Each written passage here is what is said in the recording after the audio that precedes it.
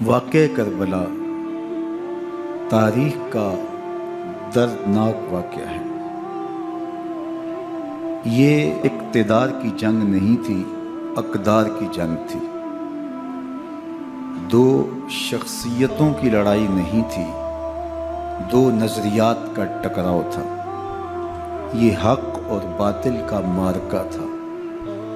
یزید ظلم کا استعارہ ہے، حسین ابن علی امن کی علامت ہے۔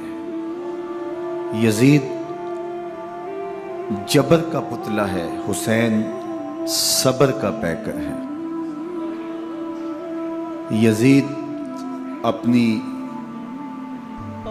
بدطینت فطرت اور اپنی طبع ناہموار کے باعث دنیا پر ذلت و رسوائی، ظلم، جبر، جور و زیادتی کی علامت بن کے ابھرا، اور حسین ابن علی رضی اللہ تعالی عنہ حق و صداقت کا نشان بن کے ابھرا۔ کربلا کے تپتے ہوئے ریگزار میں حسینی اور یزیدی دو کردار سامنے آتے ہیں۔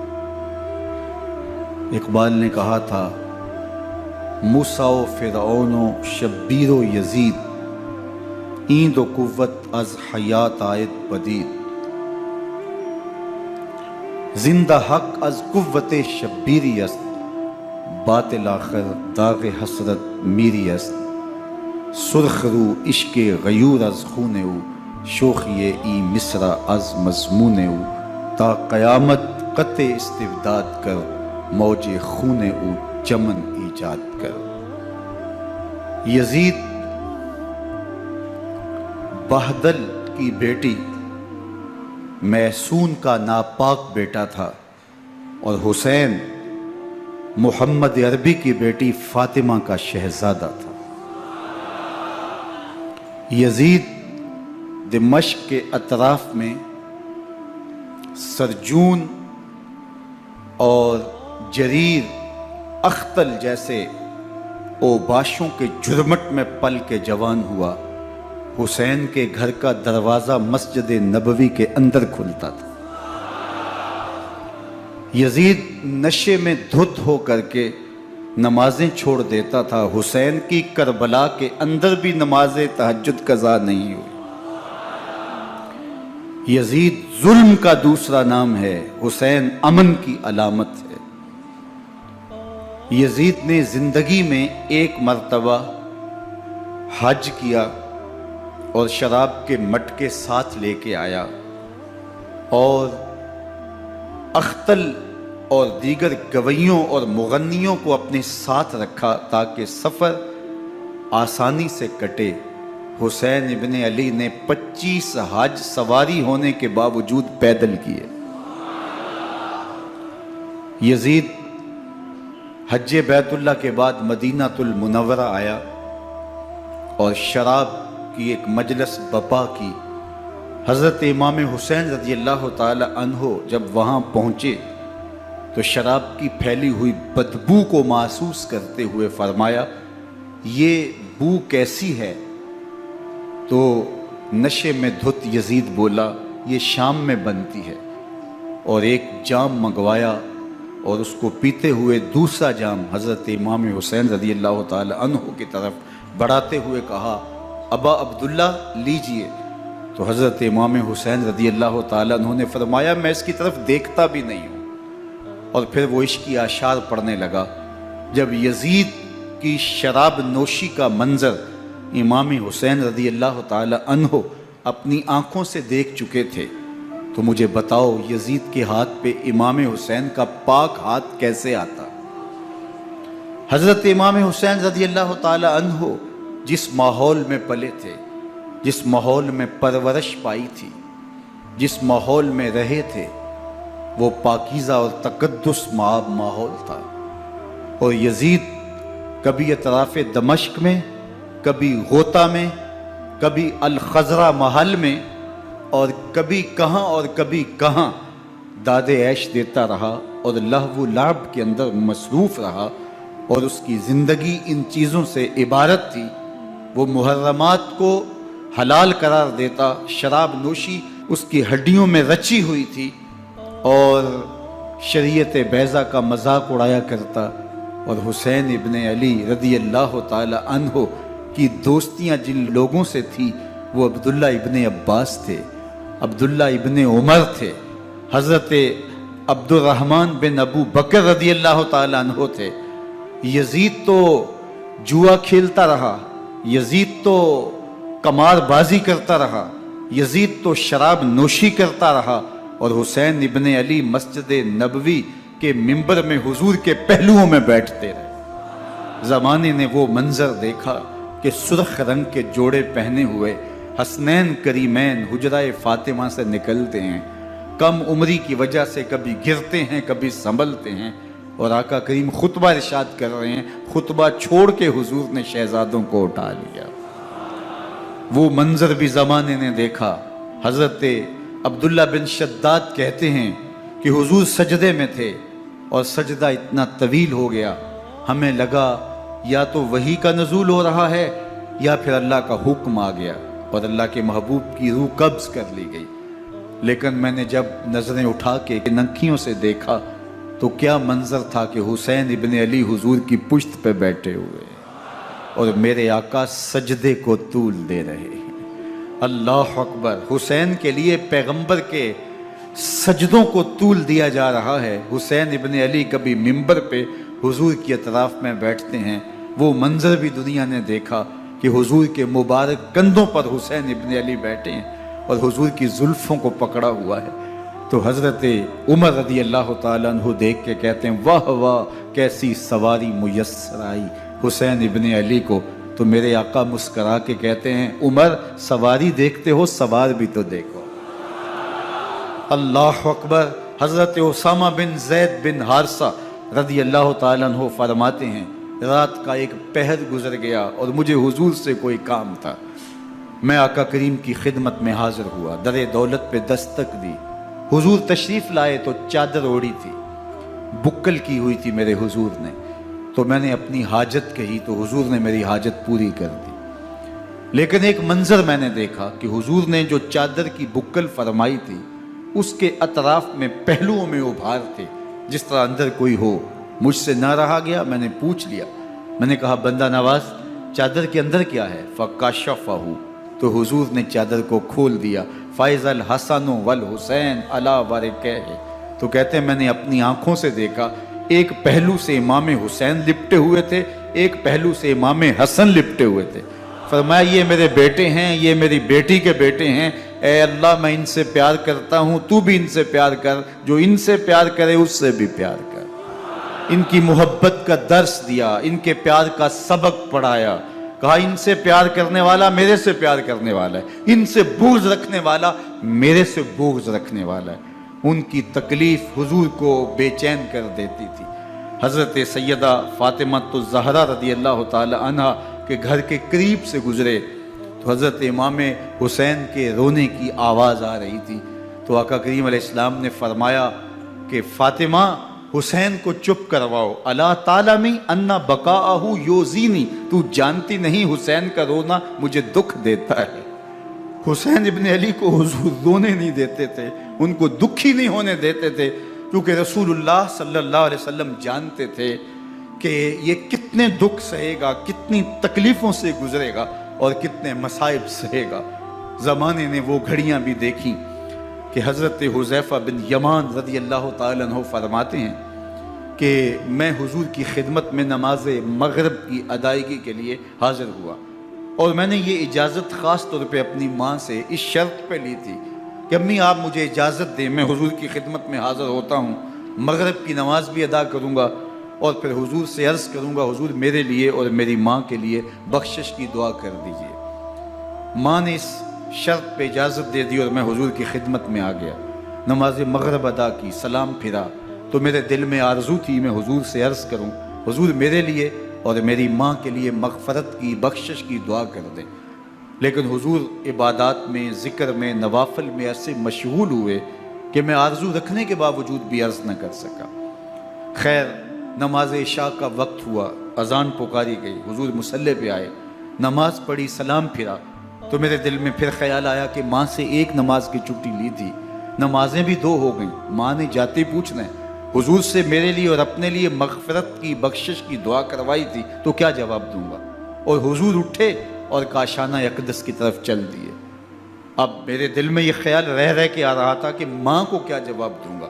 میں تو حضور سے بخشش و مغفرت کی دعا کروا ہی نہیں سکا۔ جب حضور چل پڑے تو غیر ارادی طور پہ میں بھی حضور کے پیچھے چل پڑا۔ چلنے میں تھوڑی سی رفتار تیز ہو گئی، جس سے قدموں کی آہٹ پیدا ہوئی۔ تو جب آواز پیدا ہوئی تو حضور نے رخ پھیرے بغیر فرمایا، من ھذا، میرے پیچھے پیچھے کون آ رہا ہے؟ پھر خود ہی کہا، حذیفہ تو نہیں؟ تو میرا دل دھڑک رہا تھا، قلت نعم، میں نے کہا جی حضور میں حذیفہ ہوں۔ فرمایا، ما حاجتک غفر اللہ لک ولامک، کیا کام ہے؟ اللہ تجھے بھی بخش دے، تیری ماں کو بھی بخش دے۔ اب جو کام تھا وہ جنبش لب سے پہلے ہی ہو گیا، یہاں تو لفظوں کا سہارا بھی نہیں لینا پڑتا، وہ بند لبوں کی بولیاں بھی سنتے ہیں۔ اقبال بولا ہے، فروغت صبح آثار و دہور، چشم تو بی نندائے ما فی الصدور، تیری نظر تو سینوں کے چھپے راز بھی دیکھتی۔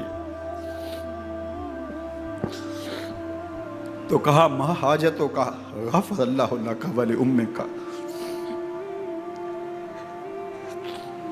اللہ تجھے بخش دے، تیری ماں کی بھی مغفرت کر دے، کیا کام ہے؟ اب جو کام تھا وہ تو ہو گیا۔ تو میرے حضور نے ارشاد فرمایا، حذیفہ سنو، ابھی ایک فرشتہ آیا ہے جو اس سے قبل دھرتی پر پہلے کبھی نہیں آیا، آج پہلی مرتبہ اللہ سے اجازت لے کے 2 کام کرنے آیا ہے۔ ایک تو مجھے سلام کرنے آیا ہے، اور دوسرا خوشخبری دینے آیا ہے کہ آپ کی بیٹی فاطمہ جنتی عورتوں کی سردار ہے، اور حسن اور حسین جنتی جوانوں کے سردار۔ ایک طرف یزید ناپاک میسون کا پلیت بیٹا، اور ایک طرف محمد عربی کا نواسا، فاطمہ کے دودھ کا اثر، علی المرتضیٰ کے خون کی تاثیر، رسول اللہ صلی اللہ علیہ وسلم کے کندھوں پہ بیٹھنے والا۔ ایک دن حضور نے امام حسین رضی اللہ تعالیٰ عنہ کے ہاتھ پکڑ لیے اور ان کے پاؤں اپنے پاؤں پہ رکھے، اور پھر فرمایا، بیٹے آگے بڑھو، اور ان کے پاؤں حضور کی پنڈلیوں پہ آئے۔ پھر کہا، بیٹے اور آگے بڑھو، حتیٰ کہ ان کے پاؤں حضور کی رانوں پہ آئے۔ پھر فرمایا، بیٹا اور آگے بڑھو، تو ان کے پاؤں حضور کے مبارک بطن اقدس پہ آئے۔ پھر بازوں کو کھینچ کے اپنے قریب کیا اور حسین ابن علی کے منہ میں اپنی زبان رکھ دی، اور وہ اس طرح چوس رہے تھے جس طرح کھجور چوسی جاتی ہے۔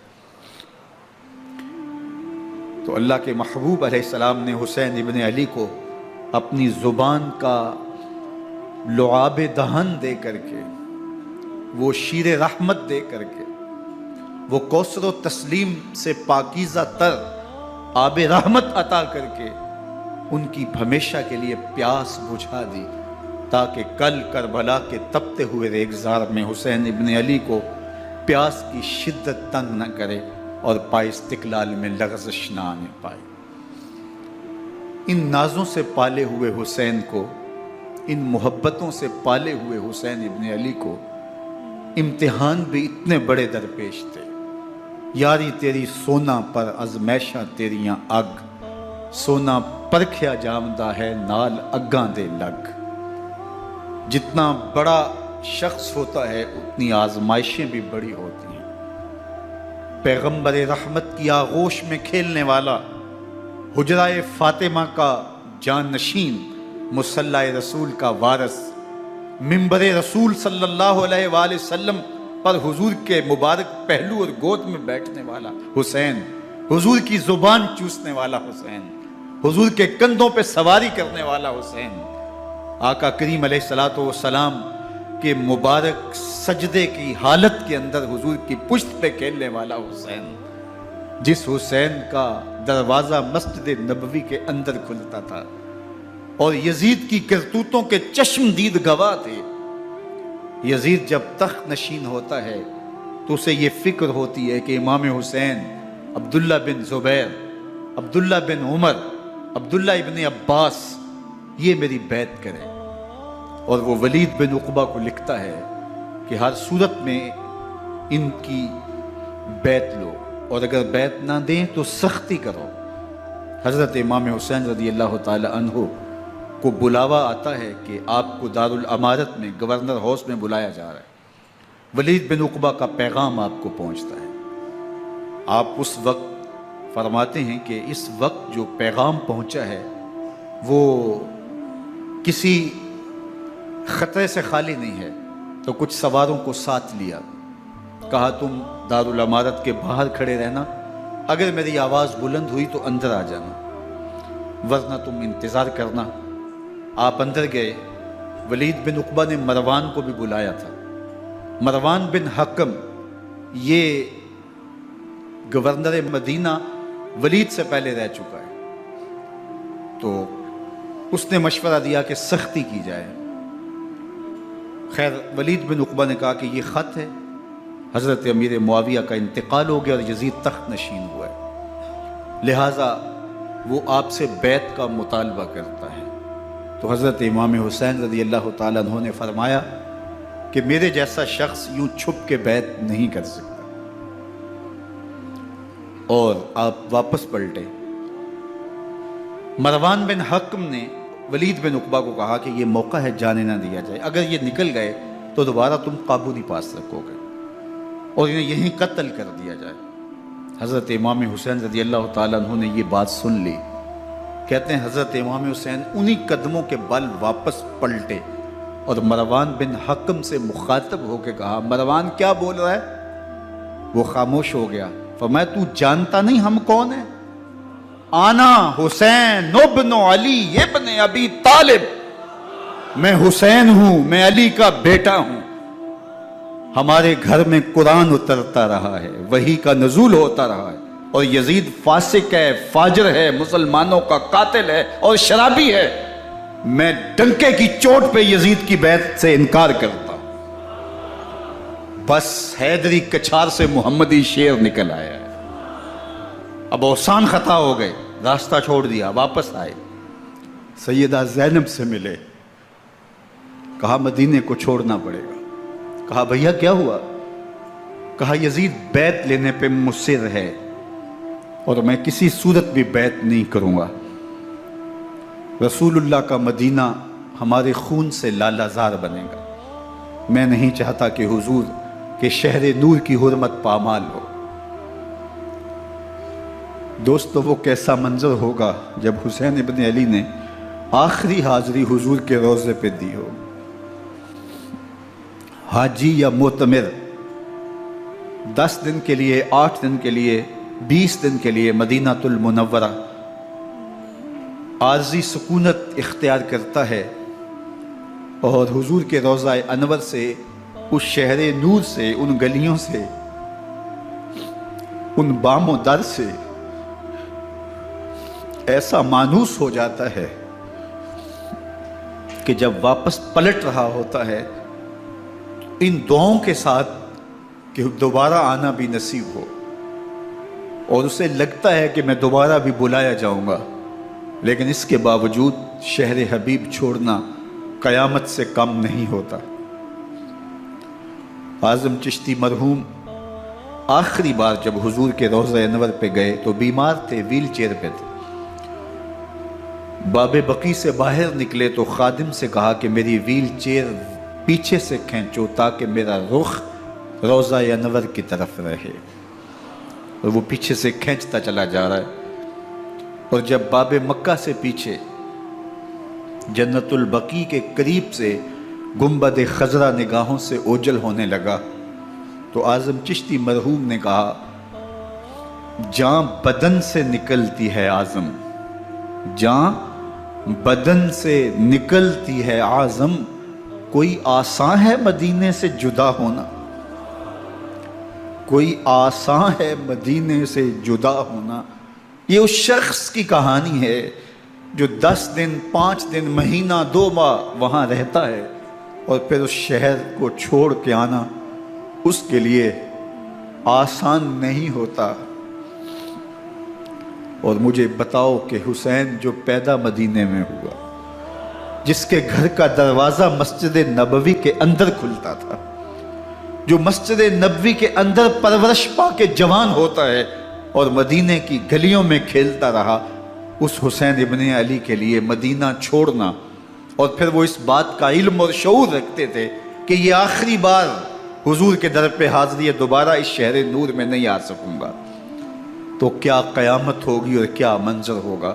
محمد بن حنفیہ کے علاوہ خاندان نبوت کے جتنے لوگ تھے ان سب نے شہر مدینہ کو الوداع کہا، اور رات کے موقع میں مدینہ المنورہ کو، مسجد نبوی کو چھوڑ کر کے مکہ کی جانب عازم سفر ہوئے۔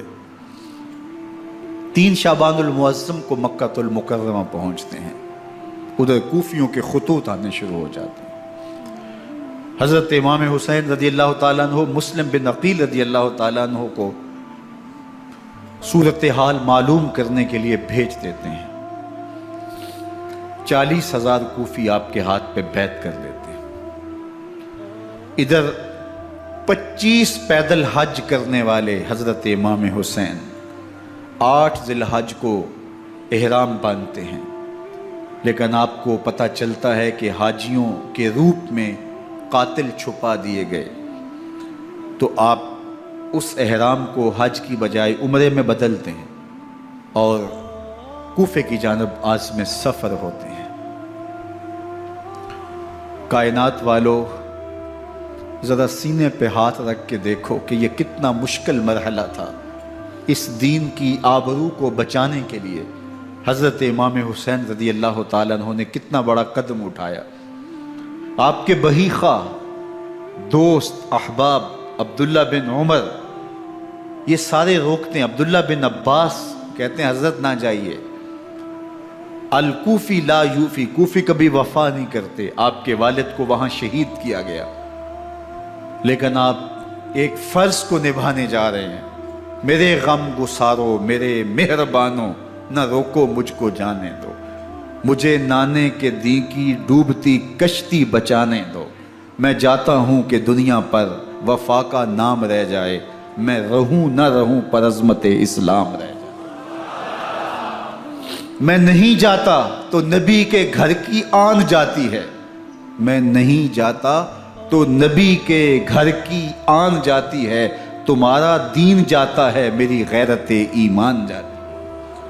حضرت امام حسین یہاں سے چلتے ہیں، ابھی راستے میں ہی پہنچتے ہیں کہ یہ خبر آتی ہے کہ کوفے والوں نے بے وفائی کر دی۔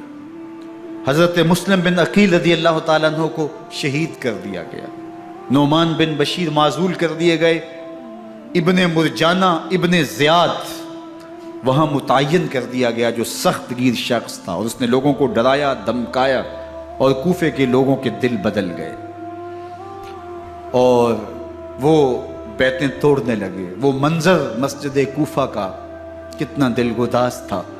جب امام نماز کے لیے کھڑے ہوئے تو 40,000 لوگ آپ کے پیچھے تھا۔ جب سلام پھیرا اور امام نے دیکھا کہ پیچھے لوگ نہیں ہیں، پھر لوگوں نے اپنے دروازے بھی بند کر لیے۔ رات کی تنہائیاں ہیں اور حضرت مسلم بن عقیل کو کوئی پناہ دینے والا نہیں۔ لوگوں نے دروازے بند کر لیے کہ کہیں ہمارے گھر میں نہ آ جائیں اور ہم مشقت اور حکومتی تشدد کا شکار نہ ہوں۔ کتنا دردناک لمحہ ہے حضرت مسلم بن عقیل رضی اللہ تعالیٰ عنہ پہ، اور پھر حضرت مسلم بن عقیل بے دردی سے شہید کر دیے جاتے ہیں۔ آپ ابھی راستے میں ہیں، یہ ساری کہانی پہنچتی ہے کہ حضرت مسلم شہید کر دیے گئے اور بے دردی سے شہید کر دیے گئے۔ وہ جنہوں نے خط لکھے تھے کہ ہم آپ کے ساتھ ہیں اور ہم منتظر ہیں، چشم برا ہیں، آپ کے قدموں کی چاپ سننے کے لیے بےتاب ہیں، آج انہوں نے بیتیں توڑ دی۔ 40,000 کوفی منحرف ہو گئے۔ مسجد کوفہ کا وہ منظر کس قدر روح کو تڑپا دینے والا تھا۔ ہم پچھلے سال عصر اور مغرب کے درمیان جب کوفہ پہنچے تو سورج ڈوبنے کے قریب تھا۔ میں نے اپنی زندگی میں اتنا اداس موسم کہیں نہیں دیکھا جتنا اداس موسم کوفے میں دیکھا۔ ایسے لگتا تھا جس طرح کوفے کی آب و ہوا آج بھی شرمندہ ہے۔ جو مسلم بن عقیل اور خاندان نبوت کے ساتھ اہل کوفہ نے کیا، حضرت امام حسین رضی اللہ تعالیٰ عنہ کو ان کے بہی خواہوں نے، اعزاء نے، اقربا نے، دوستوں نے، آوان و انصار نے، ساتھیوں نے کہا کہ حضرت حالات یکسر تبدیل ہو گئے، اب ہمیں مراجعت کر جانی چاہیے، واپس پلٹ جانا چاہیے۔ تو حضرت امام حسین کافی سوچ بچار میں رہے، پھر اس کے بعد آپ نے فیصلہ کیا کہ ہم آگے بڑھیں گے۔ دوستوں نے کہا کہ حضرت اگر آپ آگے بڑھیں گے تو ہمیں لگتا ہے کہ وہ آپ کے ساتھ سلوک اچھا نہیں کریں گے اور آپ بچوں کے سامنے پیاسے شہید کر دیے جائیں گے۔ تو حضرت امام حسین رضی اللہ تعالیٰ عنہ نے وہاں ایک خطبہ ارشاد فرمایا کہ لوگوں تم جو مجھے بتا رہے ہو مجھے اچھی طرح معلوم ہے، جو تم مجھے منظر پیش کر رہے ہو وہ میری نگاہوں میں ہے، اور جو کچھ ہونے والا ہے چشم تصور وہ منظر دیکھ رہی ہے۔ کیونکہ حضرت امام حسین رضی اللہ تعالیٰ عنہ کی شہادت کی خبر حضرت امام حسین کے پیدا ہوتے ہی خاندان نبوت میں عام تھی۔ حضور علیہ السلام کو یہ بات جبریل امین نے آ کے بتائی تھی جب حسین ابن علی کے ساتھ حضور محبت کا اظہار کر رہے تھے، تو یہ جبریل امین نے آ کے کہا تھا حضور آپ کا یہ بیٹا ارض طف میں شہید کر دیا جائے گا، اور کربلا کی مٹی لا کے حضور کو دی اور ام سلمہ کو حضور نے عطا کر دی۔ حضرت ام سلمہ کہتی ہیں کہ ایک دن میں سوئی تو خواب دیکھا کہ حضور کے مبارک بال بکھرے ہوئے ہیں اور سخت پریشان ہیں، تو میں نے کہا کہ حضور آپ کی یہ کیا حالت ہے؟ وَبِيَدِهِ قَارُورَةٌ، اور حضور کے ہاتھ میں ایک شیشی ہے، فیہا دمن، جس کے اندر خون ہے۔ تو میں نے کہا حضور یہ کیا؟ فرمایا میں قتل گاہ حسین سے آ رہا ہوں اور یہ حسین ابن علی کا خون ہے۔ تو کہا 10 محرم کا دن تھا، دوپہر کا یہ منظر تھا، میں کیلولہ کر کے اٹھی، جب میں نے دیکھا تو وہ شیشی جس میں کربلا کی مٹی رکھی تھی وہ خون بن چکی تھی۔ تو یہ خبر پہلے دی گئی تھی، یہ بتا دیا گیا تھا۔ فرمایا میرے دوستو جو تم مجھے بتاتے ہو میں اس سے بے خبر نہیں ہوں، یہ سب کچھ ہونے والا ہے، لیکن اس کے باوجود میں کیوں جا رہا ہوں؟ تو آپ کا ایک تاریخ ساز جملہ ہے جو کربلا کے فلسفے کو ہمارے سامنے رکھتا ہے کہ یہ اتنا بڑا امتحان کیوں دیا۔ حضرت امام حسین رضی اللہ تعالیٰ عنہ نے فرمایا وَلَكُمْ فِيَّ أُسْوَةٌ، میں اس لیے جا رہا ہوں قیامت تک ظلم، جبر اور ناانصافی کے خلاف کھڑے ہونے والوں کے لیے کوئی نمونہ تو ہو۔ میری زندگی قیامت تک ظلم، جبر اور استحصالی نظام کے خلاف کھڑے ہونے والوں کے لیے نمونہ ہے۔ تو حضرت امام حسین رضی اللہ تعالیٰ عنہ نے حق اور باطل کے درمیان ایک سرخ لکیر کھینچ دی اپنے خون سے۔ اب حق اور باطل کا امتیاز کرنا مشکل نہیں ہے، کوئی باطل پہ اڑا رہے تو الگ بات ہے، لیکن امتیاز کرنا مشکل نہیں ہے۔ حدود بالکل واضح کر دی۔ اقبال نے یہاں کتنی خوبصورتی کے ساتھ اس مضمون کو نبھایا۔ سرخ رو عشق غیور از خون او، شوخی این مصرع از مضمون او، تا قیامت قطع استبداد کر، موج خون او چمن ایجاد کر۔ ایک جہاں آباد کر دیا، حق اور باطل کی راہیں اجال دی۔ اب لوگوں کو یزید کا چہرہ پہچاننے میں دیر نہیں لگتی، وقت کے ہر یزید کا چہرہ آسانی سے پہچانا جا سکتا ہے۔ یہ معرفت زمانے کو کروائی کس نے؟ حسین ابن علی نے کروائی رضی اللہ تعالی عنہ۔ تو حضرت امام حسین نے فرمایا کہ جو میرے ساتھ ہونے والا ہے میں اچھی طرح جانتا ہوں، لیکن میں اس کے باوجود آگے بڑھوں گا۔ پھر بڑھے اور کربلا میں جا کے خیمہ زن ہو گئے۔ 7 محرم کو پانی بند کر دیا گیا۔ پانی بند ہوا تو کھانا بھی میسر نہیں تھا، لیکن ذکر پانی کا ہوتا ہے اس لیے کہ کھانے کے بغیر انسان کئی دن کاٹ لیتا ہے، لیکن پانی کے بغیر گزر نہیں ہوتی۔ تو فرات کی نہر سامنے اپنی موجوں کے ساتھ چمک رہی ہے، لیکن ایک قطرہ آب بھی آل رسول کو نہیں دیا جا رہا۔ کائنات کے اندر ایسے انوکھے امتحان بھی ہوتے ہیں، وارث ہوں ساقی کوثر کے، مالک ہوں حوض کوثر کے، اور بیٹے ہوں ساقی کوثر کے، اور آج ایک بوند پانی کی بھی میسر نہ ہو۔ صبر کا امتحان ہے، عزیمت کا امتحان ہے۔ حضرت امام حسین رضی اللہ تعالیٰ عنہ خیمہ زن ہو گئے۔ 3 دن تک پانی بند رہتا ہے، 9 محرم کو رات کی تنہائی میں حملہ آور ہونا چاہتے ہیں، لیکن آپ نے کہا کہ ہمیں اللہ کے حضور عبادت اور ذکر کے لیے وقت دیا جائے۔ ساری رات ذکر میں گزرتی ہے، عبادات میں گزرتی ہیں۔ رات کے اندھیرے میں آپ چراغ بجھا دیتے ہیں۔ آوان و انصار کو کہتے ہیں کہ ان کی دشمنی میرے ساتھ ہے، انہیں میرا خون چاہیے، اگر تم رات کی تاریکی میں نکل جاؤ تو میں تم سے کوئی مواخذہ نہیں کروں گا، اور یہ بھی تمہارا پیچھا نہیں کریں گے، اس لیے کہ ان کا مطلوب تم نہیں ہو، ان کا مطلوب میں ہوں۔ جب چراغ جلایا تو کوئی بھی نہیں گیا۔ مسلم بن نوسجہ کھڑے ہو کے کہتے ہیں، حضرت اگر ہمارے بدن کو 70 بار کاٹا جائے اور جلایا جائے اور ہواؤں میں اڑا دیا جائے پھر بھی آپ کا ساتھ نہیں چھوڑیں گے۔ 70 سال کے بوڑھے ہیں حبیب بن مظاہر، کہتے ہیں حضرت آپ کو چھوڑ کے جائیں کہاں، آپ کو چھوڑ کے جائیں کہاں، کوئی ساتھ چھوڑنے کے لیے تیار نہیں ہے۔ پیاس ہے، سخت گرمی ہے، کربلا کا ماحول ہے، 72 افراد اور خاندان کی خواتین میدان کربلا میں خیمہ زن ہیں۔ دوسری طرف لشکر اعداء اشقیا 22,000 کی تعداد میں مقابلے میں، ایک روایت 30,000 کی ہے۔ ان صرف 72 پیاسے لوگوں کے لیے اتنے لوگوں کو جمع کرنے کا مقصد خوف زدہ کرنا تھا۔ شرط ہے کہ یا یزید کی بیعت کر لیں، محاصرے توڑ دیں گے، پانی دستیاب ہوگا، اعزاز و اکرام سے نوازا جائے گا، خزانوں کے منہ کھول دیے جائیں گے۔ لیکن حسین ابن علی کہتے تھے سب کچھ لٹ جائے گا، باطل کے ہاتھ پہ ہاتھ نہیں رکھوں گا۔ اللہ اکبر۔ اب صبح طلوع ہوتی ہے، عاشور کا دن چڑھتا ہے، سورج اپنی پوری تمازت کے ساتھ گرمی برسا رہا ہے۔ آج خاندان نبوت کا امتحان زمانے نے دیکھنا ہے۔ رسول اللہ کا لعاب چوسنے والا اس کے صبر کا آج امتحان ہے، حضور کے کندھوں پہ کھیلنے والے حسین کا آج امتحان ہے۔ اللہ اکبر۔ حسین ابن علی تمام حجت کرتے ہیں، میں نے تمہارا کچھ نہیں بگاڑا، میں نے کسی کا خون نہیں کیا، میں نے کوئی زیادتی نہیں کی، تم کیوں میرے قتل کے در پہ ہو؟ تم جانتے نہیں میں کون ہوں؟ میں تمہارے نبی کا نواسا ہوں، رسول اللہ صلی اللہ علیہ وآلہ وسلم کے کندھوں پہ کھیلتا رہا ہوں، حضور کا لعاب چوستا رہا ہوں، اور میں بوسہ گاہے رسول صلی اللہ علیہ وآلہ وسلم ہوں۔ لیکن ان اشقیاء کے دل پر کوئی چیز اثر انداز نہیں ہوتی۔ ایک ہور ہے، اللہ اس کے دل میں نرمی ڈالتا ہے۔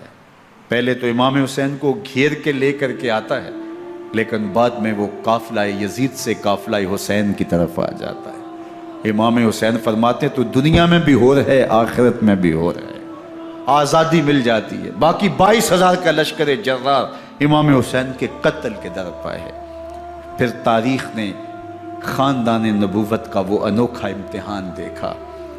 حضرت امام حسین کے بچے بالخصوص خواتین پیاس کی شدت میں حلق خشک ہیں۔ حضرت سکینہ تڑپ کے اپنے باپ سے کہتی ہیں کہ مجھے 6 ماہ کے علی اصغر کی پیاس نہیں دیکھی جا رہی۔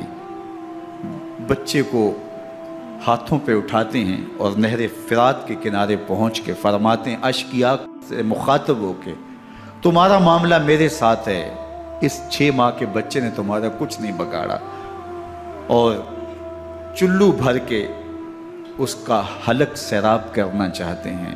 ایک 2 شاخہ تیر آتا ہے جو حضرت علی اصغر کے گلے کو چیر دیتا ہے۔ راوی لکھتے ہیں کہ وہ عام تیر نہیں تھا، جانوروں کو شکار کرنے کے لیے جو بڑے تیر ہوتے ہیں وہ 2 شاخہ تیر تھا۔ وہ گردن کو کاٹ دیتا ہے، خون بہنے لگتا ہے، گردن لٹک جاتی ہے۔ حضرت امام حسین وہ بہتا ہوا خون اپنے چلو میں لیتے ہیں اور آسمان کی طرف اچھال کے کہتے ہیں مالک حسین کی یہ قربانی بھی قبول۔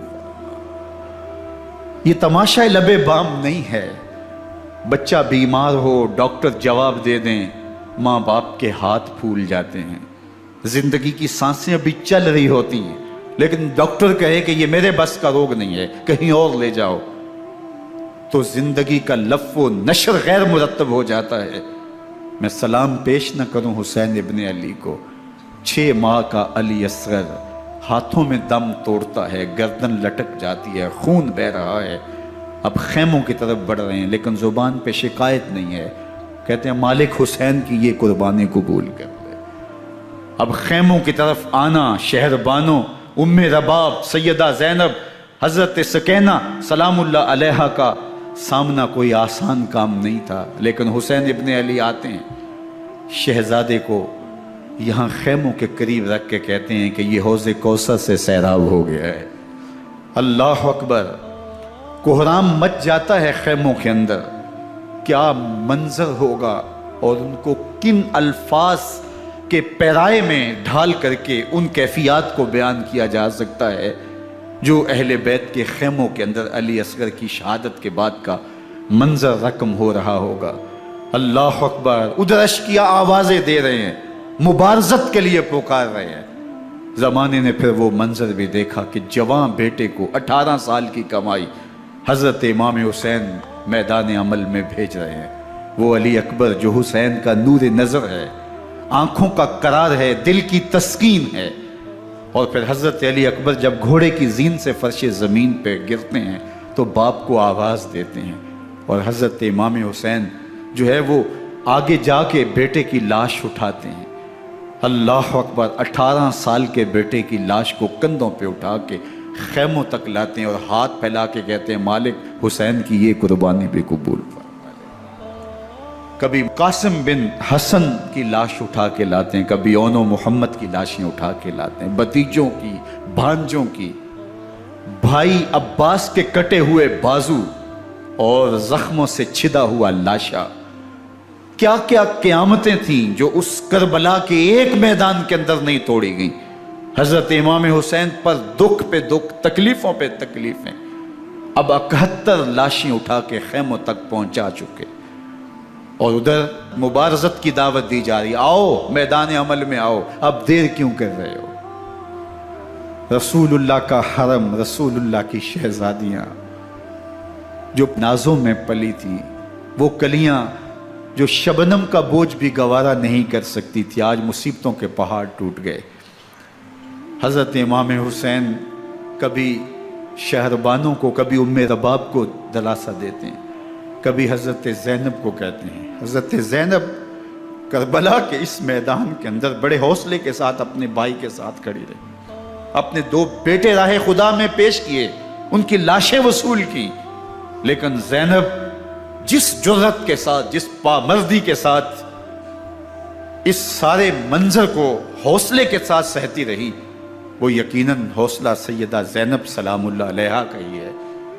لیکن یہ وہ منظر تھا کہ زینب کا دل بھی ڈول گیا جب حسین ابن علی گھوڑے پہ بیٹھنے لگے، اور ان کو گھوڑے میں بٹھانے والا کوئی نہیں تھا، اور جو بھی سوار جاتا پھر واپس اس کی لاش ہی آتی اور حسین ابن علی لے کے آتے۔ آج حسین ابن علی جا رہے ہیں، زندگی کا سارا سرمایہ لٹ رہا ہے، حضرت زینب سلام اللہ علیہا سنبھل نہیں رہی۔ حضرت امام رضی اللہ تعالیٰ عنہ اٹھے اور آپ نے حضرت زینب کو صبر کی تلقین کی اور کہا کہ صبر ہی بہترین ذریعہ ہے اور اللہ کی قربت کا ایک بہترین سبب ہے، اور ان کو صبر کی تلقین کرتے ہوئے فرمایا کہ میرے بعد تم نے اس ذمہ داری کو سنبھالنا ہے، اور ان مخدرات اسلام کی، ان شہزادیوں کے پردے کی تم نے حفاظت کرنی ہے۔ اور پھر گھوڑے کی زین کس کے امام حسین لشکر اشقیاء کی طرف بڑھتے ہیں۔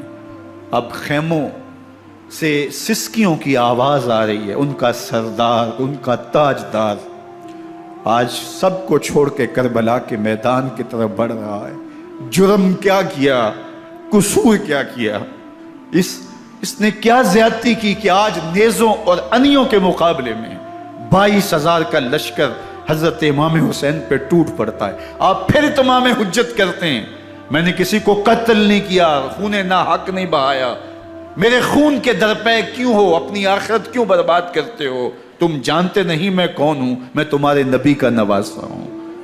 لیکن ابن زیاد کہتا ہے مقابلے میں آؤ۔ پھر حضرت امام حسین رضی اللہ تعالیٰ عنہ مقابلے میں آتے ہیں، اور جب گھوڑے کو ایڑ لگا کے دشمن اشقیاء پہ ٹوٹتے ہیں تو پھر ایسا منظر ہوتا ہے کہ وہ بھیڑ بکریوں کی طرح آگے بھاگتے ہیں۔ 71 زخم کلیجے پہ لیے شجاعت کا یہ پیکر جب میدان میں آتا ہے، آواز آتی، یہ کون ذی وقار ہے، بلا کا شاہ سوار ہے، لباس ہے پھٹا ہوا غبار سے اٹا ہوا، تمام جسم نازنی چدا ہوا کٹا ہوا، یہ نبی کا نور عین ہے، یہ بالیقین حسین ہے، یہ حسین ابن علی ہے رضی اللہ تعالیٰ عنہ۔ پھر چاند بادلوں میں گھر جاتا ہے، شامی ہنڈے تیر برساتے ہیں، تلواروں سے آپ کے بدن پر ضربیں لگاتے ہیں اور نیزوں سے آپ کے بدن کو پرو دیتے ہیں۔ جب آپ کا پیراہن بعد میں اتارا گیا تو آپ کے پیراہن میں 122 سوراخ تیروں کے تھے، 33 زخم تلواروں کے اور 34 گھاؤ نیزوں کے تھے۔ جب گھوڑے کی زین سے فرش زمین پر آئے، بدن چھلنی تھا، زخم زخم سے خون بہ رہا تھا، 3 دن کا پیاسا حسین، اللہ اکبر، بدن زخموں سے چور، 71 لاشیں کلیجے پہ لیے، مخدرات اسلام کے پردے کا خیال دل میں الگ ہے، لیکن گھوڑے کی زین سے جب فرش زمین پہ امام حسین آتے ہیں، زبان پہ ہائے نہیں، نالا و شیون نہیں، چیخ و پکار نہیں، آتے ہی پیشانی سجدے میں رکھتے ہیں اور پکارتے ہیں اللہم ردن بقضائک و صبرن علی بلائک تسلیما لامرک سبحان ربی الاعلی۔ مالک گھر لٹا کے، بچے لٹا کے، خاندان سب کچھ قربان کر کے، اپنے بدن کو زخموں سے چھلنی کروا کے، تیروں اور نیزوں کی انیوں سے اپنے آپ کو زخمی کروا کے، تیرے حضور سر جھکا کے یہ اقرار کرتا ہوں کہ حسین تیری تقدیر پہ راضی ہے، مالک تو بھی بتا، تو بھی حسین پہ راضی ہوا ہے کہ نہیں ہوا۔ آواز آ رہی ہے، اس پیاسے پر علی شیر خدا کو ناز ہے، اس نواسے پر محمد مصطفیٰ کو ناز ہے، اوروں نے بھی سجدے کیے پر اس کا عجب انداز ہے، اس نے وہ سجدہ کیا جس پر خدا کو ناز۔ حسین ابن علی رضی اللہ تعالیٰ عنہ کا سر انور دستے قاتل نے تب کاٹا جب وہ سجدے میں جھکا ہوا تھا۔ یزید نے کہا میں بیعت لوں گا، امام حسین نے کہا کبھی بھی نہیں دوں گا، یہ سر کٹ سکتا ہے جھک نہیں سکتا۔ سر کاٹ کے نیزے کی نوک پہ چڑھا دیا گیا اور یہ اس بات کا اعلان تھا کہ ہم جیت گئے اور حسینی ہار گئے، اور لشکر یزید میں غوغا مچ گیا، نقارے بجنے لگے کہ ہم جیت گئے، دیکھو امام حسین شہید کر دیے گئے، اور سر کاٹ کے نیزے کی نوک پہ چڑھایا گیا۔ لیکن لشکر یزید سے ہی آواز آئی یہ کیسا سر ہے جو کٹ کے بھی سر بلندی ہے، کٹ گیا ہے پھر بھی اونچا ہے، اللہ اکبر، یہ سر سجدے میں کٹا ہے، رب کے حضور عبادت کی حالت میں کٹا ہے، حسین آج بھی سجدے میں ہے، اللہ اکبر، حسین آج بھی سجدے میں ہے، بلکہ کٹے ہوئے سر کا رخ زمین کی جانب تھا اور کٹی گردن آسمان کی طرف، یوں نیزے پہ پرویا گیا، اللہ اکبر۔ ایک شاعر نے نقشہ کھینچا، بآنکھ سر نیزے پہ اور سوئے زمین ہے روح، یعنی سجدہ ثانی کی ہے آرزو۔ رکعت کے 2 سجدے ہوتے ہیں، ابھی ایک سجدہ ہوا تھا کہ دست قاتل نے سر کاٹ دیا، کہا حسین کی پیشانی میں دوسرے سجدے کی تمنا مچل رہی۔ یہ تھا حسین ابن علی کا سجدہ، ساری زندگی رب کے حضور سجدہ قضا نہیں ہونے دیا۔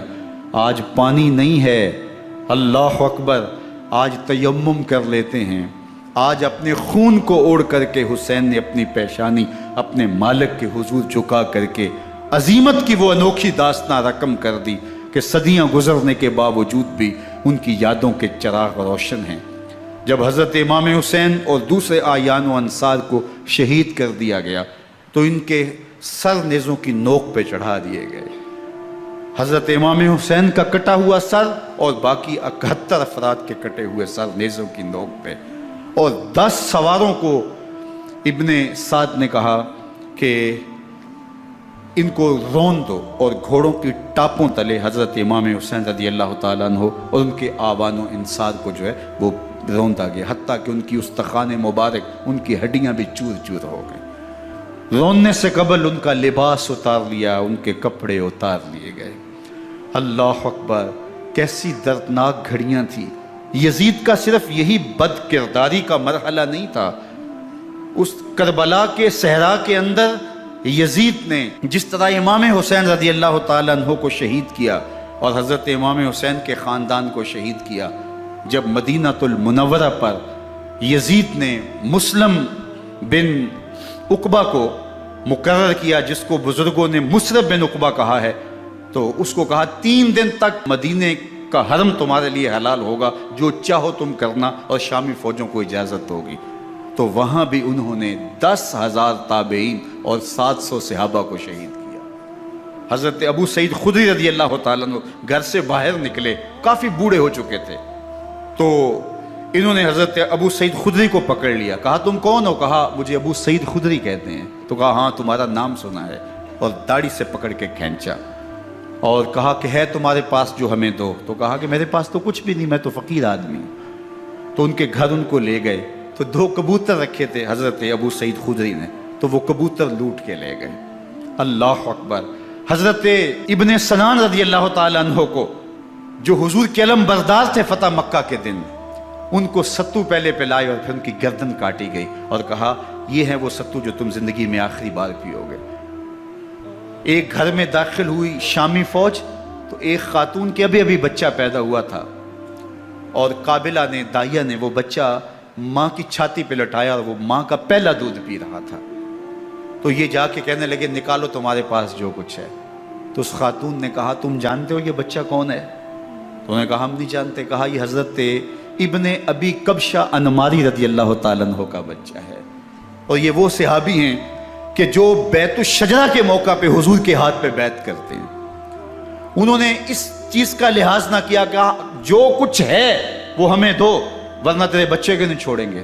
تو ماں بچے سے مخاطب ہو کے کہتی ہے، ابھی بچہ پیدا ہوا ہے اور ماں سے پہلا دودھ پی رہا ہے، کہ بیٹے اگر میرے پاس کچھ ہوتا، وہ قیمتی سے قیمتی چیز بھی ہوتی، تیری جان کے لیے قربان کرتی، لیکن اس وقت میرے پاس کچھ ہے نہیں۔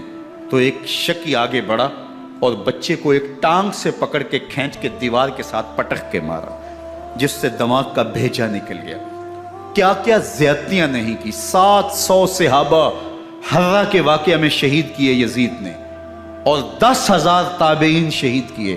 مسجد نبوی میں ممبر رسول کے ساتھ گھوڑے باندھے، اور وہ ممبر رسول اور مصلی رسول کے قریب لید کرتے رہے۔ حضرت سعید بن المسیب فرماتے ہیں میں نابینا تھا اور حضور کے روضہ انور کے پاس بیٹھا تھا، اور یزید کے سپاہی آتے، جو بھی مسجد میں نظر آتا پکڑ کے لے جاتے، مجھے نابینا سمجھ کے چھوڑ دیتے، لیکن میں پریشان تھا کہ ظہر کا وقت ہوگا، عصر کا وقت ہوگا، مغرب عشاء کا وقت ہوگا، نہ اذان، نہ اقامت، نہ جماعت، تو کیسے مجھے پتہ چلے گا کہ نماز کا وقت ہو گیا، اور کیسی میری نمازوں کا کیا بنے گا؟ میں اس فکر میں بیٹھا تھا۔ لم ازل اسمع الاذان والاقامت من قبر رسول اللہ صلی اللہ علیہ وآلہ وسلم۔ فرماتے ہیں جب بھی پھر نماز کا وقت آیا، گنبد خضرا سے اذان کی بھی آواز آئی، اقامت کی بھی آواز آئی۔ 3 دن تک مسجد نبوی کے اندر گھوڑے بندے رہے، اور مدینہ کی حرمت پامال کی۔ مدینہ کے گھروں کے اندر یہ بدکماش داخل ہوئے، اور جو بدکاریاں انہوں نے کی، کلیجہ منہ کو آتا ہے۔ 1002 شیزائیں ان بدکاروں کی بدکاریوں کی وجہ سے کنواری حالت کے اندر حاملہ ہوئی۔ 3 دن تک مدینے کا حرم انہوں نے پامال کیا، اور پھر مکہ المکرمہ میں کعبہ اللہ پر گولے برسائے، اور کعبہ کا غلاف جل گیا۔ وہ تو یزید مر گیا، اور حضرت عبداللہ ابن زبیر رضی اللہ تعالیٰ عنہ نے اپنی خلافت کا اعلان کیا۔ یزید کے یہ کرتوت تھے، ادھر اہل مدینہ کو ستایا، ادھر اہل مکہ کو ستایا، اور رسول اللہ صلی اللہ علیہ وسلم کے خانوادے کی بے حرمتی اور توہین کی۔ نہ صرف انہیں قتل کیا گیا، ان کی لاشوں پہ گھوڑے دوڑائے۔ ابن سعد اور شمر جو ہے وہ خیموں میں داخل ہوا، اور مخدرات اسلام کی چادریں چھیننے کی کوشش کی۔ حضرت زینب سلام اللہ علیہ نے مخاطب ہو کے کہا ہمارے چہرے کے رکھوالے چلے گئے ہیں، ظالم تو خیال نہیں کرتا ہم رسول اللہ کی بیٹیاں ہیں۔ حضرت شہربانو، حضرت زین العابدین اور حضرت زینب سلام اللہ علیہ، ان تینوں کو ایک اونٹ پہ باندھا گیا، اور باقی اونٹوں پہ باقی سادات کو، حضور کی شہزادیوں کو باندھا گیا، رسیوں میں جکڑا گیا، اور اونٹوں پہ باندھ کر کے کوفے کی جانب آگے آگے شہیدوں کے سر چل رہے ہیں، اور پیچھے یہ قافلہ چل رہا ہے۔ اور جب یہ قافلہ وہاں سے گزرا جہاں لاشیں پڑی تھی، امام زین العابدین 14 سال کے تھے اور بیمار تھے، اور ان کا حوصلہ نہ ہوا، وہاں غشی ان کے اوپر آنے لگی، اور وہ منظر ابن کثیر نے، باقی لوگوں سب نے لکھا ہے کہ پھر جب ان کی یہ حالت ہوئی تو پھر سیدہ زینب سلام اللہ علیہ، جنہوں نے ابھی تک بڑے حوصلے کے ساتھ ساری مشکلات کا مقابلہ کیا تھا، اب ان کے بندھن ٹوٹ گئے اور آنکھوں سے آنسو بہنے لگے، اور سیدہ زینب نے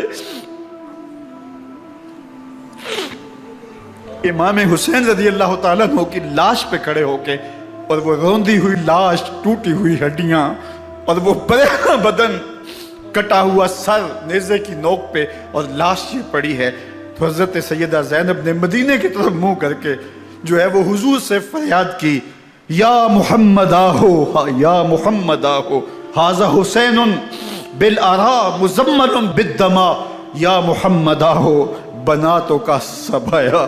یا رسول اللہ، اے پیارے آقا، یا جدہ ہو، اے ہمارے نانا محترم، یہ دیکھیے آپ کا حسین پڑا ہوا ہے، بدن سے کپڑے اتار لیے گئے، خاک ہوائیں اڑا رہی ہیں، اور اس کے اوپر چادر جو ہے وہ مٹی کی پڑ گئی ہے۔ حضور آپ کی اولاد کاٹ دی گئی، اور پھر کہا بناتوں کا سبایا، حضور دیکھیے آپ کی بیٹیوں کے ہاتھ باندھ دیے گئے ہیں، اونٹوں پہ کس دیا گیا ہے، سر شہیدہ آگے آگے چل رہے ہیں، اور حضرت سیدنا امام حسین کا آگے آگے سر ہے۔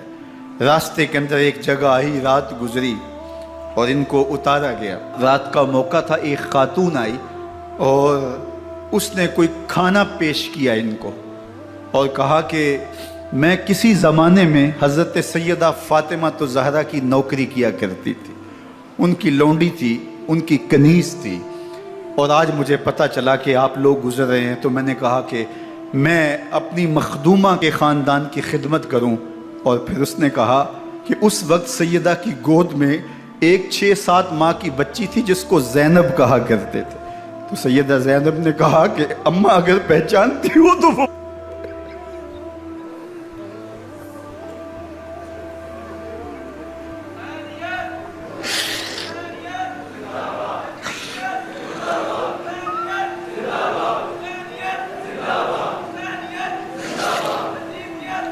یہ تاراج اور لٹا ہوا کارواں پھر وہاں سے کوفے میں کیسے پہنچا، اور کوفے کے اندر سیدہ زینب سلام اللہ علیہا نے وہ یزید کے دربار میں، ابن زیاد کے دربار میں وہ جرأت آمیز جو باتیں کہیں، اللہ اکبر، زینب کی زبان میں علی کی خطابت بول رہی تھی، اور پھر دشمن اور دوست سارے رونے لگے، اور وہ کیا دل گداز منظر تھے۔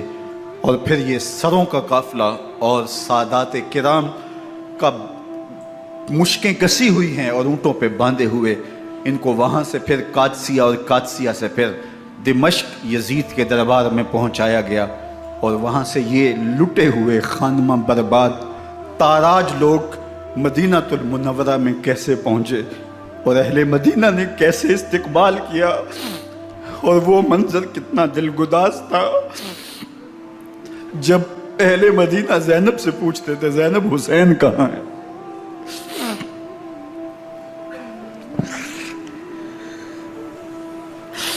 بے مروت بے وفا تیرا بھی کیا افسانہ ہے، جس نے اپنی ہی شمع کو گل کیا تو وہ پروانہ ہے۔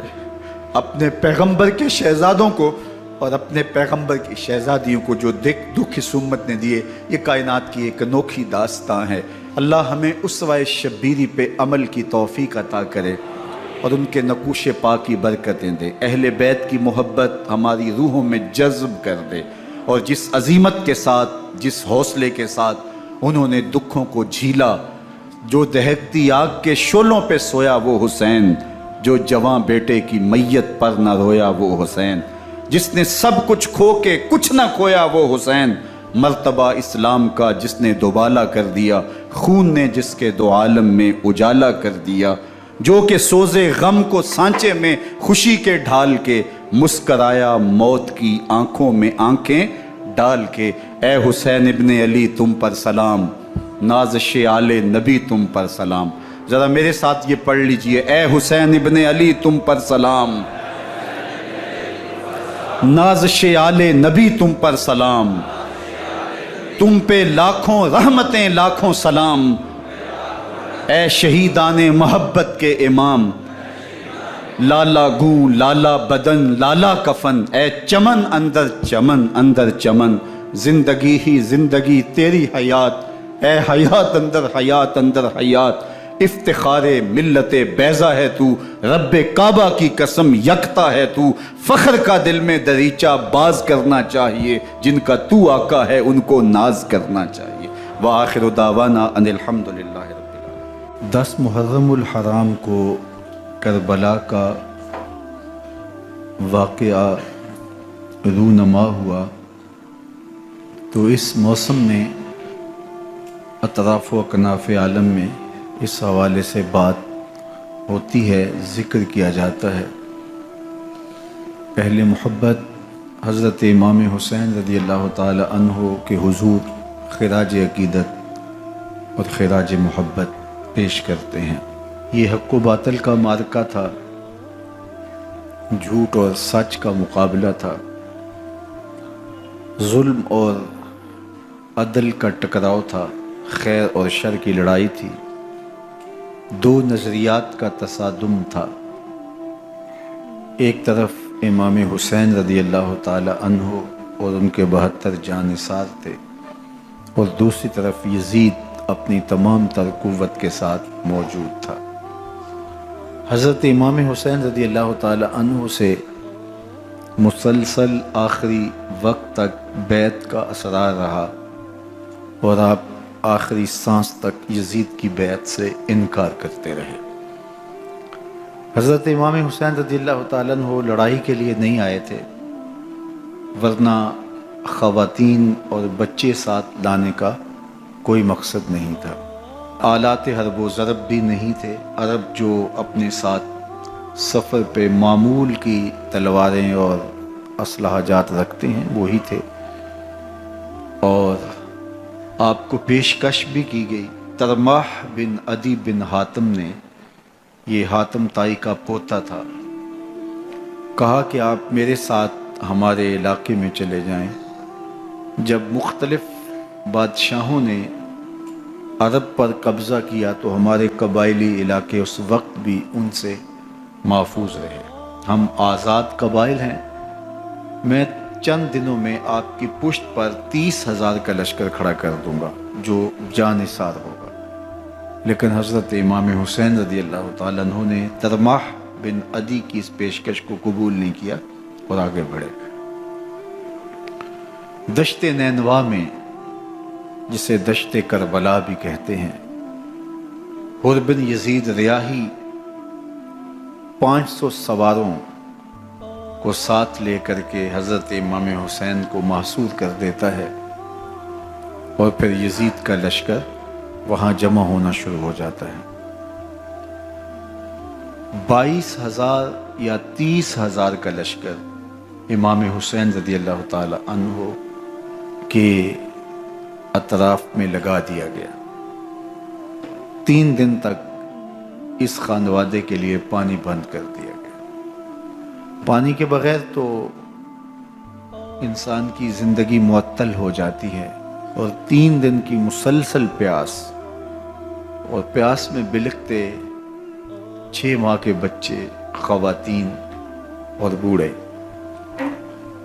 لیکن عزیمت کی راہوں کے یہ مسافر کسی صورت بھی یزید سے بیعت کرنے پہ آمادہ نہ ہوئے۔ یہ ایک ہیلا تھا کہ پانی بند کریں گے، بچے بلکیں گے، خواتین بے چین ہو جائیں گی تو یہ مجبور کر دیے جائیں گے۔ لیکن کہا تم جو کرنا ہے کرو۔ یہ بات طے شدہ ہے کہ ہم یزید سے بیعت نہیں کریں گے۔ پھر 3 ماہ پانی بند کرنے کے بعد حضرت امام حسین رضی اللہ تعالیٰ عنہ اور ان کے خاندان کو جس طرح ذبح کیا گیا، یہ ایک دردناک کہانی ہے۔ 72 افراد کربلا میں شہید کر دیے گئے۔ اہل حق کا یہ قافلہ بھوک اور پیاس سے نڈھال تھا، لیکن عزیمت کی راہوں کا یہ مسافر سرنگوں نہیں ہوا اور یزید کے ہاتھ پہ بیعت نہیں کی۔ امام حسین رضی اللہ تعالی عنہ،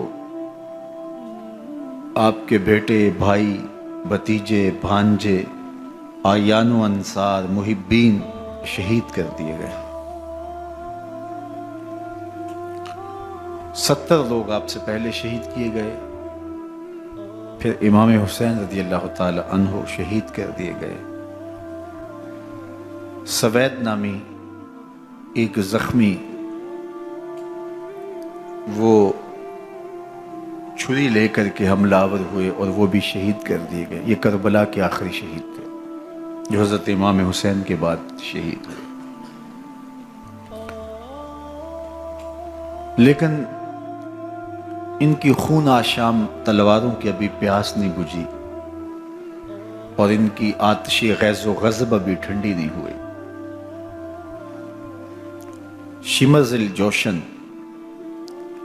حضرت علی اوسط، جنہیں امام زین العابدین کے نام سے دنیا جانتی ہے، 14 سال کی عمر میں تھے، بیمار تھے، خیمے میں گھس کے ان کو بھی شہید کرنے لگا تو حمید بن مسلم نے کہا کہ کیا بچوں کو بھی شہید کیا جائے گا؟ تو وہ رک گیا۔ عمر بن سعد کے حکم نامے سے مقدس لاشوں پر گھوڑے دوڑائے گئے، حتیٰ کہ ان کی ہڈیاں چور چور ہو گئیں اور شہیدوں کے سر نیزوں پہ چڑھا دیے گئے۔ حسین ابن علی اور ان کے آیان و انصار کاٹ دیے گئے۔ فتح کے نعرے بجے، جشن منائے گئے اور یہ قافلہ کربلا سے کوفے کی جانب روانہ ہوا۔ شہیدوں کے سر نیزوں پہ آگے آگے چل رہے ہیں اور اونٹوں کے اوپر حضور کی بیٹیاں، حضور کی شہزادیاں اور حضرت امام زین العابدین کو باندھا گیا ہے، اور یہ تقدس مآب قافلہ کوفے پہنچتا ہے۔ ابن زیاد بہت خوش تھا کہ جیسے اس نے کوئی بہت بڑا کام کر لیا ہو۔ نواسہ رسول کا سر ایک تشت میں رکھا اس کے سامنے تھا اور وہ چھڑی سے آپ کے ہونٹوں اور آپ کے دانتوں پر ضرب لگاتا۔ حضرت زید بن ارقم رضی اللہ تعالی عنہ صحابی رسول اس مجلس میں موجود تھے، وہ کھڑے ہو گئے۔ غصے سے ان کا بدن کانپ رہا تھا اور آپ نے کہا، ظالم، چھڑی کو یہاں سے ہٹا لے، میں نے خود ان آنکھوں سے رسول اللہ کو یہ ہونٹ چومتے ہوئے دیکھا ہے۔ ابن زیاد غصے میں بپھرا ہوا بولا، اگر تو بوڑھا نہ ہوتا تو میں تیری گردن اڑا دیتا۔ حضرت زید بن ارقم روتے ہوئے دربار سے باہر نکلے اور ساتھ اہل کوفہ کو مخاطب کر کے کہا کہ اہل کوفہ، تم نے حسین ابن علی کو شہید کر دیا اور ابن مرجانہ کے غلام بن گئے۔ حضرت زینب سلام اللہ علیہا ایک کونے میں بیٹھی تھی، پرانے کپڑوں میں ملبوس۔ ایک وہ وقت بھی تھا کہ سیدہ زینب سلام اللہ علیہا جب کوفے میں آئیں،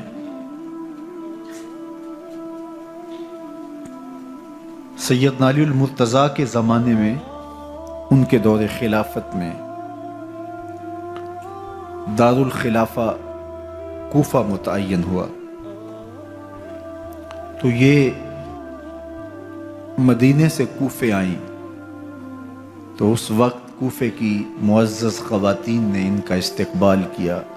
خلیفۃ المسلمین کی شہزادی، رسول اللہ کی بیٹی سیدہ فاطمہ الزہرا کا عکس حضرت زینب سلام اللہ علیہا کوفے میں داخل ہوئیں، تکریم، عزت اور وقار کے ساتھ آپ کا استقبال کیا گیا اور آپ خواتین کو درس قرآن دیتی، حضور کی شریعت سکھاتی، اور آج وہی کوفہ ہے، وہی دیوار و در ہے اور وہی زینب ہے، اور آج زینب کے ساتھ حسین ابن علی کا کٹا ہوا سر ہے۔ پرانے کپڑوں میں ملبوس حضرت زینب سلام اللہ علیہ آج اسی کوفے میں داخل ہوئی ہیں۔ دارالامارت کے ایک کونے میں تشریف فرما ہے کہ ابن زیاد پوچھتا ہے یہ خاتون کون ہے؟ حضرت زینب خاموش رہی۔ اس نے دوسری مرتبہ پوچھا، آپ پھر خاموش رہی۔ تیسری مرتبہ پوچھا، آپ پھر خاموش رہی۔ پھر ایک لونڈی نے بتایا یہ زینب بنت علی ہیں۔ تو اس کے سامنے حضرت امام حسین کا کٹا ہوا سر پڑا تھا اور وہ حضرت زینب سے مخاطب ہو کے کہنے لگا کہ اللہ نے تمہیں شکست دی اور یزید بن معاویہ کو فتح عطا کی۔ تو حضرت زینب سلام اللہ علیہ پھر دربار ابن زیاد میں ایک خوبصورت خطبہ عطا کیا۔ زینب بول رہی تھی، لگ رہا تھا مولا کائنات بول رہے ہیں۔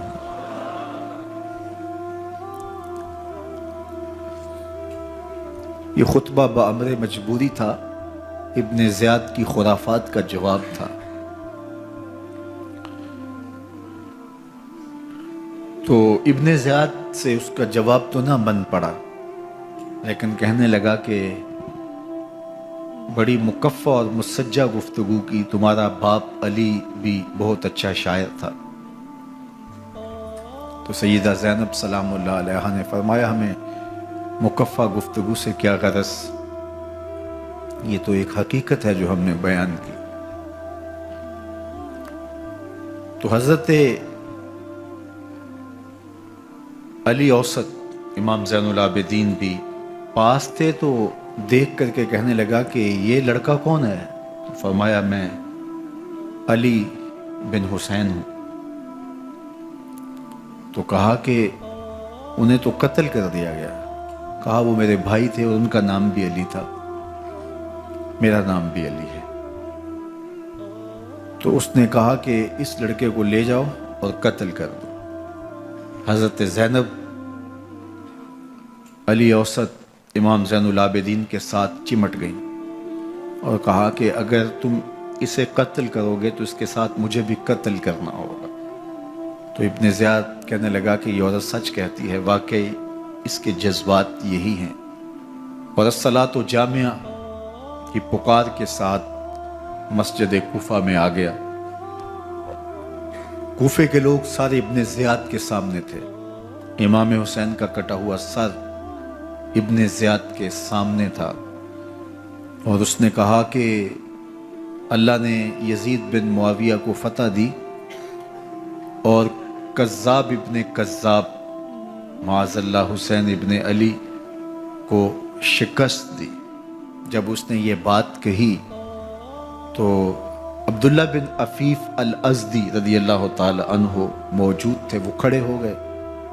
غصے سے ان کا بدن کانپ رہا تھا اور آپ نے پوری ہمت کے ساتھ ابن زیاد کو جواب دیتے ہوئے کہا، ظالم، حسین سچا، حسین کا باپ بھی سچا، تو جھوٹا، تیرا باپ بھی جھوٹا، جس نے تجھے امیر بنایا وہ بھی جھوٹا۔ تو ابن زیاد نے جب اپنے بارے عبداللہ بن عفیف سے یہ بات سنی تو اس نے حکم دیا کہ ان کا سر کاٹ دیا جائے، اور پھر حضرت عبداللہ ابن عفیف رضی اللہ تعالی عنہ کو شہید کیا گیا اور ان کی لاش کو سولی چڑھا دیا گیا۔ حق کی راہ کے یہ مسافر اپنی جان کس طرح راہ خدا میں سپرد کر رہے تھے۔ اہل کوفہ سہمے ہوئے، ڈرے ہوئے ابن زیاد کے دربار میں بیٹھے تھے اور امام حسین رضی اللہ تعالی عنہ کے قتل کا، ان کی شہادت کا انہیں دکھ تو تھا، لیکن ان کے اندر ہمت، طاقت اور توانائی نہیں تھی۔ ان کی تلواریں یزید کے ساتھ رہیں اور دل امام حسین رضی اللہ تعالی عنہ کے ساتھ رکھنے کی بات کرتے تھے۔ پھر یہ قافلہ کوفہ سے چلتے چلتے دمشق کی جانب عازم سفر ہوا۔ ایک اونٹ پہ تین لوگوں کو سوار کیا گیا تھا۔ امام زین العابدین کو سوار بھی کیا گیا اور بدن پر زنجیریں بھی باندھی گئیں، جکڑ کر کے سواری پہ بٹھایا گیا۔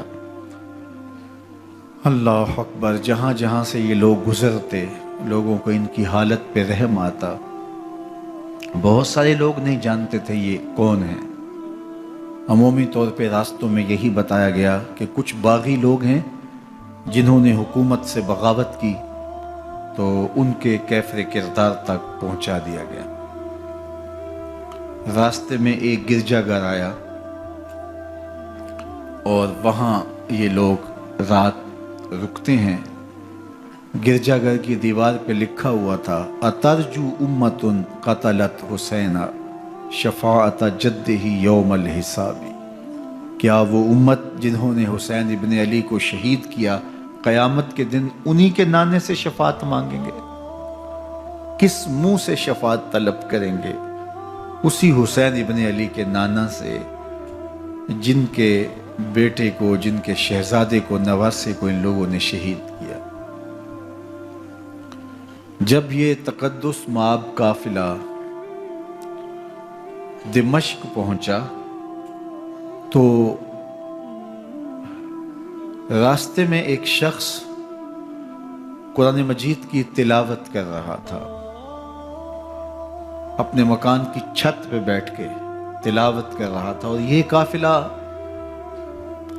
اس طرح سے گزر رہا تھا کہ شہیدوں کے کٹے ہوئے سر نیزوں کی نوک پہ تھے، اور عصمت شیار خواتین اور امام زین العابدین اونٹوں پہ بندھے ہوئے تھے۔ تو پڑھنے والا تلاوت کر رہا تھا کہ کہف اور رقیم یہ ہماری نشانیوں میں سے بڑی عجیب نشانیاں ہیں۔ تو جب وہ پڑھ رہا تھا تو سر حسین سے آواز آئی: یا تالی القرآن، اے قرآن پڑھنے والا، اصحاب کہف سے زیادہ عجیب قتلی و حملی، میرا قتل کرنا اور نیزے کی نوک پہ چڑھایا جانا ہے۔ یہ قافلہ یزید کے دربار میں پہنچتا ہے۔ یزید بہت خوش ہوا اور اس نے حضرت امام زین العابدین رضی اللہ تعالیٰ عنہ سے کہا کہ تمہارے باپ نے میری حکومت کے خلاف بغاوت کی اور وہ اپنے انجام کو پہنچے۔ تو آپ نے جواب میں قرآن مجید کی آیات کی تلاوت کی اور اہل بیت کے مناقب اور فضائل بیان کیے۔ سیدہ زینب سلام اللہ علیہا کا ایک خطبہ اہل بیت کی عظمت، مناقب اور فضائل میں یزید کے دربار میں اپنی انوکھی اور البیلی شان رکھتا ہے۔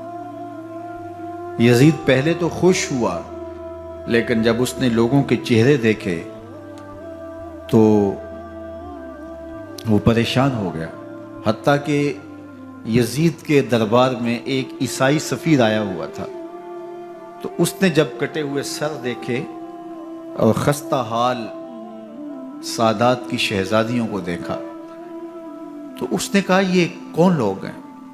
تو اسے بتایا گیا، تو اس نے بڑے تعصف کا اظہار کیا، کہا کتنے بد نصیب لوگ ہو، ہمارے پاس حضرت عیسیٰ علیہ السلام کے گدھے کا کھر موجود ہے اور ہم اسے بھی عزت کی جگہ پہ رکھے ہوئے ہیں، اور تم کتنے بدبخت ہو، اپنے رسول کے نواسے کو شہید کر دیا۔ بے مروت بے وفا تیرا بھی کیا افسانہ ہے، جس نے اپنی ہی شمع کو گل کیا تو وہ پروانہ ہے۔ تو یزید نے جب لوگوں کے تیور دیکھے اور بدلتے ہوئے حالات دیکھے تو اس نے تعصف کا اظہار کیا اور کہا اللہ برا کرے ابن زیاد کا، وہ امام حسین کو میرے تک پہنچنے دیتا تو میں ان سے اچھا معاملہ کر لیتا۔ کچھ لوگ اس سے یزید کو بری الذمہ قرار دینے کی کوشش کرتے ہیں، لیکن یزید کے اپنے حکم سے سب کچھ ہوا۔ ابن اسیر نے لکھا ہے کہ جب یزید مرا تو ابن زیاد دمشق آ رہا تھا، اس کے ساتھ مسافر بن شریح بھی تھا، تو اچانک وہ کچھ سوچنے لگا۔ تو مسافر بن شریح نے کہا کہ ابن زیاد میں تمہیں بتاؤں تم کیا سوچ رہے ہو؟ کہا بتاؤ۔ کہا تم یہ سوچ رہے ہو کہ میں نے نواسہ رسول کو شہید کیوں کیا؟ تو کہنے لگا کہ یہ مجھے یزید کا حکم تھا، اور اگر میں نواسہ رسول کو شہید نہ کرتا تو وہ مجھے قتل کر دیتا۔ اور جب مسلم بن عقبہ کو مدینہ المنورہ کی حرمت کو پامال کرنے کے لیے اور حضرت عبداللہ ابن زبیر رضی اللہ تعالیٰ عنہ کی خلافت کے اعلان کے بعد مکہ المکرمہ پر حملے کے لیے جو یزید نے بھیجا، تو اس سے قبل اس نے ابن زیاد کو کہا کہ یہ کام تم کرو، تو ابن زیاد نے جو جواب دیا وہ یہ تھا کہ میں تمہارے کہنے پہ پہلے ہی نواسہ رسول کو شہید کر چکا ہوں، اب نواسہ رسول کو شہید کرنا اور کعبۃ اللہ کی حرمت کو پامال کرنا، یہ دو چیزیں میں جمع نہیں کروں گا، اور اس نے بادشاہ کے حکم کا انکار کر دیا۔ تو یزید نے امام حسین رضی اللہ تعالیٰ عنہ کی شہادت کا حکم دیا تھا ابن زیاد کو، اور یہ دو گواہیاں میں نے ابن زیاد سے آپ کے سامنے رکھی۔ باقی اس کا یہ سیاسی پینترا کہ وہ تعصف کا اظہار کرے، تو قاتل کی پشیمانی مقتول کی اہمیت تو بڑھا سکتی ہے، لیکن قاتل کے دامن سے قتل کا داغ نہیں دھو سکتی۔ تو حضرت امام حسین رضی اللہ تعالی عنہ کا قتل یزید کو اب نظر آ رہا تھا مجھے بہت مہنگا پڑے گا، آخرت تو برباد ہوئی ہی ہوئی، دنیا بھی میں نے برباد کر لی، اور میری حکومت بھی مستحکم نہیں رہ سکے گی۔ تو اب اس نے یہ کہنا شروع کر دیا کہ خدا برا کرے ابن مرجانہ کا کہ وہ راستہ دے دیتا اور امام حسین کو میرے تک پہنچ دیتا۔ حضرت امام زین العابدین سے اب وہ لجاجت کرنے لگا اور کہنے لگا کہ حضرت آپ کچھ ارشاد فرمائیے۔ تو آپ نے تین چیزیں ارشاد کی۔ آپ نے فرمایا ایک تو ہمیں خیریت سے مدینے بھیج دو، اور دوسری بات کہ قاتلان حسین کو ان کے کیفر کردار تک پہنچاؤ، اور تیسری بات مجھے دمشق کی جامعہ مسجد میں خطبہ جمعہ کی اجازت دو۔ اس نے کہا کہ خطبہ جمعہ کی اجازت بھی دیتا ہوں، آپ کو خیریت سے مدینہ المنورہ بھی روانہ کر دیا جائے گا، لیکن قاتلان حسین کو کیفر کردار تک پہنچانا یہ میرے بس میں نہیں ہے، یہ ممکن نہیں ہے۔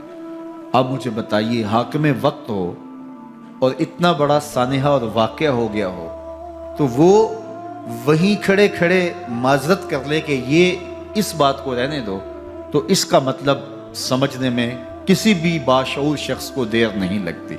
اسے چاہیے تھا کہ وہ کہتا کہ میں اس کی تحقیق کروا کے جو بھی مجرم ہے وہ کیفر کردار تک پہنچے گا، اور آپ نہ بھی کہتے تو یہ میں کرتا چونکہ میں حاکم وقت ہوں۔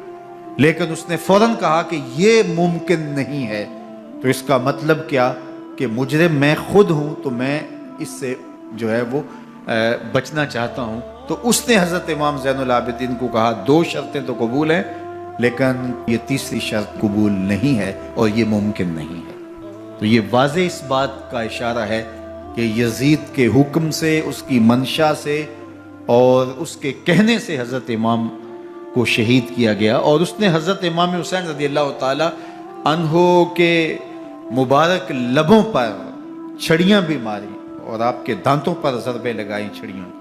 وہ تو ایک صحابی وہاں موجود تھے جو کھڑے ہو گئے، انہوں نے کہا ارفع ھذا القدیب عن ھاتین الشفتین، ان ہونٹوں سے چھڑی ہٹا لے، میں نے ان آنکھوں سے رسول اللہ کو یہ ہونٹ چومتے ہوئے دیکھا ہے۔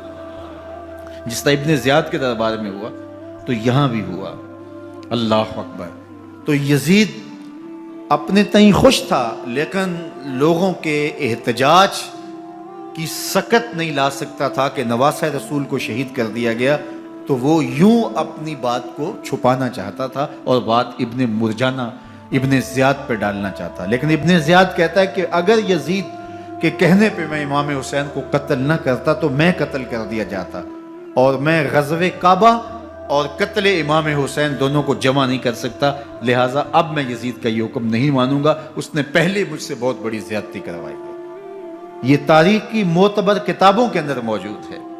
اب یزید نے کہا دو باتیں مان لیتا ہوں، آپ کو مدینہ المنورہ بھی رخصت کر دیتے ہیں، اور دوسرا آپ کو مسجد دمشق میں خطبہ کی اجازت بھی دیتے ہیں۔ اللہ اکبر۔ یہ وقتی تصرف تھا اس کا، ورنہ یہ کون ہے اجازت دینے والا؟ ممبر تو حسین ابن علی کے نانے کا ہے۔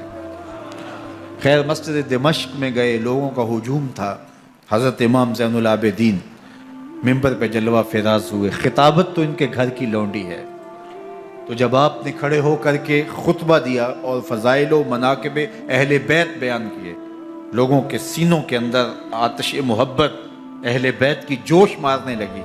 یزید ڈر گیا کہ اگر کچھ دیر خطبہ جاری رہا تو کہیں ایسا نہ ہو کہ لوگ میرے خلاف اٹھ کھڑے ہوں، تو اس نے مؤذن کو اشارہ کیا اور وہ اذان دینے لگا۔ تو اس نے کہا اللہ اکبر اللہ اکبر، تو حضرت امام زین العابدین نے کہا اس میں کوئی شک نہیں کہ اللہ سب سے بڑا ہے۔ پھر کہا اشہد اللہ الہ الا اللہ، تو امام زین العابدین نے فرمایا کہ ہم نے اس بات کی اپنے خون سے گواہی دی ہے کہ اللہ کے علاوہ کوئی معبود نہیں ہے۔ پھر اس نے کہا اشہد ان محمد رسول اللہ، تو حضرت امام زین العابدین نے یزید کی آنکھوں میں آنکھیں ڈال کے کہا یزید دیکھ، اذان میں تیرے نانے کا نام ہے یا میرے نانے کا نام ہے؟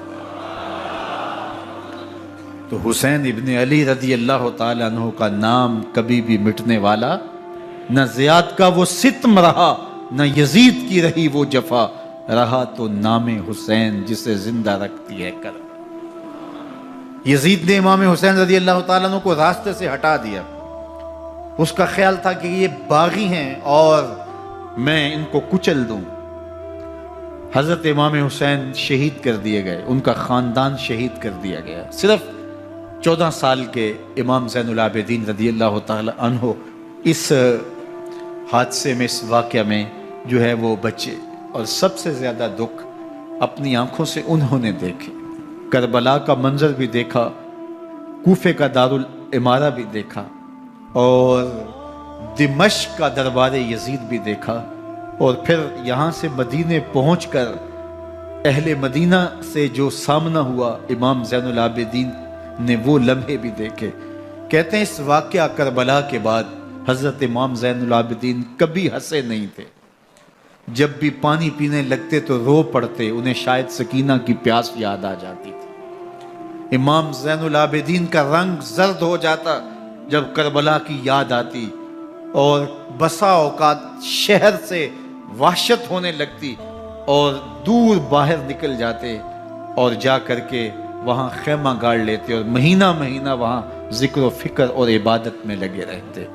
امام زین العابدین کے ہاتھوں میں ہتھ کڑیاں، پاؤں میں زنجیریں، اور اونٹ پہ باندھ کر کے جب حضرت امام زین العابدین کو شہیدوں کی لاشوں کے قریب سے گزارا گیا تو غشی پہ غشی طاری ہو رہی تھی امام زین العابدین پہ، اور وہ گھڑیاں بھی امام زین العابدین پر کتنی دردناک تھیں کہ جب شہزادیاں اونٹوں کے ساتھ باندھی گئی تھی اور امام زین العابدین اپنے بابا کا سر اپنے سامنے چلتا ہوا دیکھتے تھے، اور یہ دردناک لمحے کہ جب رات کی گھڑی آئی تو زینب سلام اللہ علیہ نے دیکھا کہ زین العابدین کے آنسو نہیں تھمتے اور ان کو غشی پہ غشی آتی ہے، تو وہ آگے بڑھ کے ان کو اپنی آغوش میں سمیٹتی ہیں اور کہا زین العابدین کیا ہوا؟ کہا کہ پھپھو جان اگر ہو سکے تو بابا کا سر کچھ دیر کے لیے میری گود میں نہیں آ سکتا ہے۔ وہ وقت بھی امام زین العابدین پہ آتا جب زخم اور درد اور دکھ حد سے تجاوز کرتے ہیں تو زین العابدین مدینہ کی طرف منہ کر لیتے ہیں اور حضور کی بارگاہ میں ہوا کے ہاتھوں پیغام بھیجتے ہیں، ان نلتا یا ریح الصبا یومن الی ارض الحرمی بلغ سلامی روزتن فیہا النبی المحترمی یا رحمتا للعالمین ادرک لزین العابدی محبوس عید الظالمی فی الموکب والمزدحمی۔ امام زین العابدین نے یہ سارا دردناک منظر اپنی آنکھوں سے دیکھا اور یہ سارے دکھ سہے۔ امام زہری کہتے ہیں کہ ولید کے زمانے میں دوبارہ امام زین العابدین کو پکڑ لیا گیا اور ان کے ہاتھوں میں دوبارہ ہتھ کڑیاں اور پاؤں میں بیڑیاں ڈال دی گئیں۔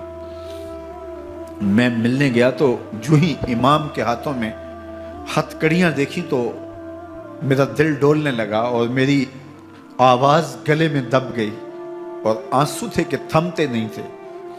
تو امام زین العابدین نے مجھے دیکھا تو مجھے تسلی دیتے ہوئے کہا، زہری کیا ہوا تمہیں؟ تو میں نے کہا، حضرت کربلا میں تھوڑے دکھ دیکھے تھے اور اب یہ حالت مجھ سے دیکھی نہیں جا رہی۔ تو امام زین العابدین نے ان زنجیروں کو اور ان ہتھ کڑیوں کو جن سے آپ جکڑے گئے تھے جھٹکا دیا، لوہے کی زنجیریں ٹوٹ گئیں۔ کہا، زہری ہم اللہ کی تقدیر پہ راضی ہے ورنہ یہ زنجیریں کیا ہوتی ہیں۔ امام زین العابدین کو اللہ نے عزتوں سے نوازا تھا، ہر دور کے حاکم وقت ڈرتے تھے اور ان کی عزت سے حسد کرتے تھے۔ ولید بن عبد الملک بنو امیہ کا بڑا تگڑا حکمران گزرا ہے۔ ایک دن طواف کرتے کرتے حجر اسود کے سامنے آیا اور اس کے دل میں آیا کہ میں حجر اسود کو بوسہ کروں، لیکن رش اتنا تھا کہ آگے بڑھنے کی ہمت نہ ہوئی اور پیچھے ہٹ کے کھڑا ہو گیا کہ رش کم ہوتا ہے تو میں حجر اسود کو چومتا ہوں۔ اتنے میں امام زین العابدین رضی اللہ تعالی عنہ وہ بھی طواف کرتے کرتے حجر اسود کے قریب آئے، ایک لمحے کے لیے توقف کیا، لوگوں نے راستہ چھوڑ دیا۔ امام زین العابدین آگے بڑھے، حجر اسود کو چوما، پھر آگے بڑھ گئے۔ ولید بن عبد الملک کو بڑا غصہ آیا کہ لوگوں نے میرے لیے تو راہیں نہیں چھوڑی اور زین العابدین کے لیے راہیں چھوڑ دی ہیں۔ تو وہ اپنے درباری شاعر کو، فرزدق کو جو اس کے ساتھ کھڑا تھا، اس کو پوچھتا ہے، من ہاذا، یہ کون ہے؟ حالانکہ اسے پتا تھا یہ امام زین العابدین ہے۔ بعض اوقات سوال تفہیم کے لیے کیا جاتا ہے، سمجھنے کے لیے کیا جاتا ہے، اور بعض اوقات سوال تحقیر کے لیے کیا جاتا ہے۔ جس طرح کسی شخص کو آپ پسند نہ کرتے ہو اور وہ کوئی کام کرے تو آپ کہتے ہیں یہ کون ہے، یہ کون ہے؟ تو اس نے کہا من ہاذا، یہ کون ہے؟ اب فرزدق شاعر تھا اور درباری شاعر تھا، اسے اچھی طرح پتا تھا کہ من ہاذا سے بادشاہ کیا سننا چاہتا ہے، لیکن آج اس کی غیرت ایمانی جاگی۔ بادشاہ نے کہا من ہاذا، یہ کون ہے؟ تو فرزدق نے بادشاہ کی آنکھوں میں آنکھیں ڈال کے کہا، بادشاہ تو نہیں جانتا یہ کون ہے؟ اس کو تو بطحا کے سنگ ریزے بھی جانتے ہیں، اس کو تو زمین والے بھی جانتے ہیں، آسمان کے فرشتے بھی جانتے ہیں۔ یہ فاطمہ کا بیٹا ہے، یہ علی کا شہزادہ ہے، یہ رسول اللہ کا نواسہ ہے۔ تیرا من ہاذا کہنا اس معرفہ کو نکرا نہیں کرے گا، یہ کل بھی معرفہ تھا، یہ آج بھی معرفہ ہے۔ کھڑے کھڑے امام زین العابدین کی شان میں ایک طویل قصیدہ لکھ دیا۔ بادشاہ تو اس سے کچھ اور سوچ رہا تھا، الٹ ہو گیا، اس نے ایک فرزدق کو جیل میں ڈال دیا۔ امام زین العابدین کو پتا چلا، آپ نے اشرفیوں کی 2 تھیلیاں خادم کے ہاتھ بھیجی کہ ہماری وجہ سے تمہارے اوپر یہ افتاد پڑی ہے۔ تو اس نے تھیلیاں قبول کی، چوما آنکھوں سے لگائیں اور پھر خادم کے ہاتھ میں دیتے ہوئے کہا، امام کو میرا سلام دے دینا اور کہنا حضرت ساری زندگی نے ٹگوں کے لیے، ان پیسوں کے لیے، اشرفیوں کے لیے شاعریاں کی ہیں، یہ جو میں نے قصیدہ لکھا ہے آپ کے نانا کی شفاعت کے لیے لکھا، جو دلوں کو فتح کر لے وہی فاتح زمانہ۔ امام حسین کو تو کاٹ دیا گیا نا، اس لیے کاٹ دیا گیا کہ یہ ہماری حکومت سے بغاوت کر رہے ہیں، انہوں نے یہ کہا، بہانہ یہ بنایا، نظم حکومت میں یہ مخل ہو رہے ہیں، لہٰذا انہیں شہید کر دیا گیا۔ نہ صرف انہیں شہید کیا گیا سر کاٹے گئے، نیزوں کی نوک پہ چڑھائے گئے، لاشوں پہ گھوڑے دوڑائے گئے. کیا کیا ظلم تھا، کیا کیا جبر تھا جو روا نہیں رکھا گیا. پیاسا رکھا گیا، بھوکا رکھا گیا، 6 ماہ کے بچے بھی نہیں چھوڑے گئے. امام حسین جب حضرت علی اصغر کو اپنے ہاتھوں پہ اٹھا کے فرات کے کنارے جا کھڑے ہوئے تو آپ نے اشقیاء سے مخاطب ہو کے کہا کہ تمہاری لڑائی تو مجھ سے ہے، اس 6 ماہ کے بچے نے تمہارا کچھ نہیں بگاڑا. چلو سے پانی بھرا تاکہ اصغر کا حلق تر ہو جائے، تو پانی ابھی حلق تک نہیں پہنچا، 2 شاخہ سنسناتا ہوا تیر آیا اور علی اصغر کا گلا چیر گیا. اور کہتے ہیں وہ جو تیر تھا جو حضرت علی اصغر کا گلا چیر کے آگے گزرتا ہے، وہ تیر تھا جو جانوروں کو مارنے کے لیے استعمال کیا جاتا ہے. گردن لٹک جاتی ہے، خون بہنے لگتا ہے. امام حسین اس خون کو آسمان کی طرف اچھال کے کہتے ہیں مالک حسین کی یہ قربانی بھی قبول فرما لے. نسل مٹا دی گئی، شہید کر دیے گئے، گھوڑے دوڑائے گئے. سادات کرام عصمت شعار پیغمبر زادیوں کو اونٹوں پہ بٹھایا گیا، رسیوں سے جکڑا گیا، چادریں چھیننے کی کوشش کی گئی، کیا کچھ نہیں ہوا. تاریخ دردناک ہے اور یہ پیغمبر کے ماننے والوں نے، کلمہ پڑھنے والوں نے یہ سب کچھ کیا. بے مروت، بے وفا، تیرا بھی کیا افسانہ ہے. جس نے اپنی ہی شمع کو گل کیا تو وہ پروانہ ہے. لیکن یزید کی دلیل یہ تھی کہ یہ حکومت کا نظم چلتا ہے، اسے چلنے دیا جانا چاہیے، انہوں نے کیوں رکاوٹ ڈالی ہے، لہٰذا یہ باغی ہیں، ان کو کاٹ دیا جائے. میں کہتا ہوں امام حسین کو شہید کر دیا گیا، ان کے اعیان و انصار کو شہید کر دیا گیا، پورے خاندان کو پیاسا رکھ کے ذبح کر دیا گیا، 6 ماہ کے بچے بھی نہیں چھوڑے گئے، 80 سال کے بوڑھوں کو بھی شہید کیا گیا، خواتین کو اونٹوں پہ بٹھایا گیا اور گلی گلی عصمت معاب پیغمبر رحمت کی شہزادیوں کو کوفے اور دمشق کے بازاروں کے اندر بھرایا گیا. تو مجھے بتائیں اس کے بعد یزید کی حکومت نے کیا کیا، ان کا کیا کارنامہ تھا؟ کتنے محدث پیدا ہوئے، کتنے مفکر پیدا ہوئے، کتنے جرنیل پیدا ہوئے، کتنے صوفی پیدا ہوئے. کون تھا جو ان کے تخت و تاج اور ان کی حکومت جس کو بچانے کے لیے اتنا بڑا حادثہ کر دیا اور پیغمبر کے بیٹوں کو شہید کر دیا؟ تو کیا پھر اس حکومت نے کیا؟ یزید نے، یزید کا اپنا بیٹا تخت پہ بیٹھنے کے لیے تیار نہیں تھا. 6 ماہ کے بعد اس کی لاش گھر سے نکلی، اس نے کہا کہ یہ تخت جو ہے وہ آل رسول کے خون پہ بنا ہے، میں اس پہ نہیں بیٹھوں گا. اور رسوا ہو گئے. اور یزید جس کو زوم تھا کہ میں اتنی بڑی سلطنت کا مالک ہوں، اس کو بچانا ہے، اس سلطنت نے اسلام کے لیے کیا کیا؟ مجھے بتاؤ، کون سے جرنیل پیدا کیے، کون سے حکمران پیدا کیے، اس نے کون سے توانا لوگ پیدا کیے، کون سے محدث، کون سے مفکر، کون سے مسلح پیدا کیے. اور جس خاندان کو کاٹ دیا گیا، صرف ایک 14 سال کا علی اوسط زین العابدین بچا. اور ذرا حسین ابن علی کی نسل دیکھو، جعفر صادق کس نسل سے ہیں، باقر العلوم کس نسل سے ہیں، حضرت غوث اعظم کس کے شہزادے ہیں، حضرت داتا گنج بخش علی حجویری کس کے بیٹے ہیں، اور حضرت معین الدین چشتی اجمیری کس کے بیٹے ہیں. آج زمانے کو جو بھی دیا ہے حسین کے بیٹوں نے دیا ہے. یزید تخت بچا کر بھی امت کو کچھ نہ دے سکا، اور امام حسین نے سب کچھ لٹا کے امت کو ایمان کی بہاریں عطا کر. آج جہاں بھی ممبر و محراب کی رونق نظر آ رہی ہے، اس کے پیچھے حسین کا کوئی بیٹا کھڑا ہوا نظر آ رہا ہے. اللہ اکبر. اس دین کے خاکے میں رنگ ہی حسین ابن علی کے خون نے بھرا ہے. حسین اگر نہ شہید ہوتا تو آج گھر گھر یزید ہوتا، اسلام کی عظمت عیاں نہ ہوتی، خدا کے گھر میں اذان نہ ہوتی. بار الہ نوحہ سناتا پھرتا، تا روز جزا اشک بہاتا پھرتا. امداد نہ کرتے اگر کربلا میں حسین، اسلام تیرا ٹھوکریں کھاتا.